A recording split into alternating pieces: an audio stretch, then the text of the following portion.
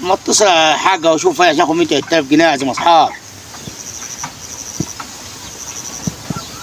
ايوه يا حاج. انت فين يا حاج؟ دلوقتي البيت ما يدكش انا في الغايه. عاوزك كده في مصلحه كده، عاوز 3000 جنيه كده عشان اعزم اصحابي في المطعم في بني سويف. انا فين؟ انا عند الثغر المعوج. عارف ايه اللي في الغايه؟ عند الثغر المعوج مستنيك وانت متعوش عليه يا حاج. يلا سلام. ماشي يا طه. يا حاج.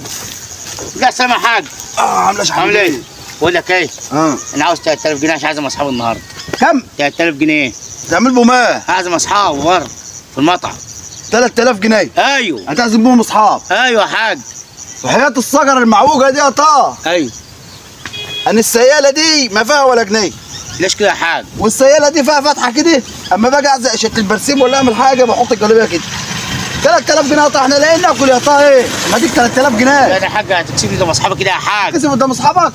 ده انا عايز اشغلك طلع قدام اصحابك يا طه. يا ابويا ابن الحاج احمد ابن الحاج ابن احمد. الحاج احمد. قال يا طه ايه؟